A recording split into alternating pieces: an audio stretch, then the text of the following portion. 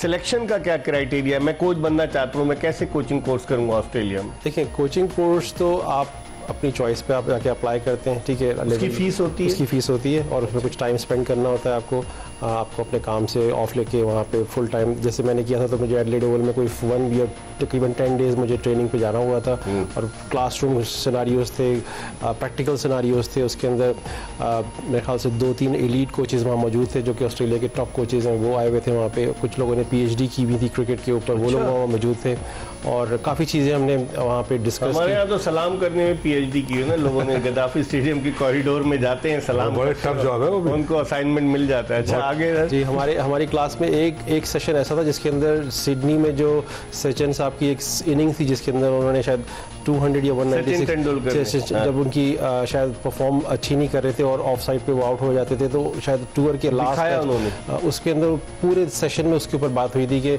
ये जो इनिंग्स है वो एक बेसिकली ऐसी इनिंग्स खेली है सचिन ने कि वो हमारे कोचिंग मैनुअल के अंदर एक प्रैक्टिकल एग्जांपल है कि हम अपने बच्चों को सिखाएं जाके कि अगर आपकी फॉर्म अच्छी नहीं चल रही है तो you can play like Sachin what he was avoiding all the of side shots and उसने पूरी 200 रन की इनिंग्स में एक भी ऑफ पिक शॉट नहीं खेला था और वो उनकी एक शायद रिसर्च थी जो कि उन्होंने उस पर बताई थी। एक बात ऐड कर दूँ इसी कोचिंग से, जब यहाँ उन्होंने कोर्स कराया था ना हमने लेवल 2, तो शौकत मिर्जा को उन्होंने उनके स्टांस पे ऐसे टेस्ट केस बना के वहाँ पे वो उनको दिखाते हैं ऑस्ट्रेलिया में, क्या मतलब कि वो इस तरह उन्होंने 10,000 रन किए, उनको अपॉर्चुनिटी नहीं दी गई और इनका स्टांस बहुत अच्छा था, जबकि यहाँ हम लोग उसे बुरा समझते थे because of the scientific reason को फारिग कर दिया। हाँ, वो तो बोर्ड में थे मगर उनका स्टांस को लेके शौकत ने बहुत परफॉर्म किया हुआ, तो उन्होंने बताया इतने रन परफॉर्म किए और यहाँ इसको समझा नहीं जा रहा अच्छा और इनको अपॉर्चुनिटी भी पूरी नहीं मिली, तो वो उन्होंने वहाँ दिखाते हैं ऑस्ट्रेलिया में लेवल 1-2 पे दिखाते हैं। मैंने लेकिन ये तो बड़ी बात है और कोचेस को अप्लाई, जैसे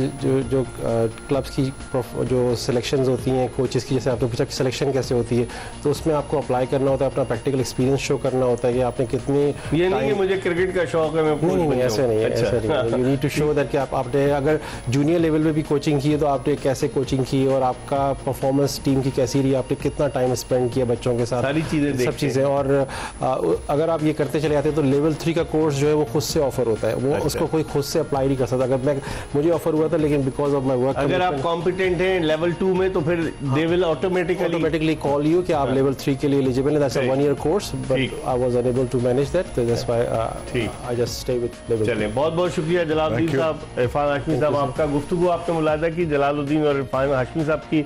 आपको USA क्रिकेट, फिर जलालुद्दीन जो क्रिकेट डेवलपमेंट प्रोग्राम कर रहे हैं हेल्पिंग हैंड्स के साथ मिलकर, उनको बड़ा सपोर्ट कर रहे हैं, और फिर इरफान हाशमी साहब जो एडिलेड में मुकीम है, जिन्होंने खुद भी लेवल 2 का कोचिंग कोर्स किया और ऑस्ट्रेलिया की क्रिकेट के बारे में यकीनन बहुत सारी चीज़ें इन्होंने बताई। हमें उम्मीद है कि हमारी कोशिश, ये काविश आपको पसंद आई होगी। इंशाअल्लाह अगर ज़िंदगी ने वफा की तो अगले शो में फिर आपकी खिदमत में हाजिर होंगे। मिर्ज़ा इकबाल बेग, जलालुद्दीन, इरफान हाशमी और एक्सप्रेस न्यूज़ की पूरी प्रोडक्शन टीम को इजाज़त दीजिए। अल्लाह हाफ़िज़।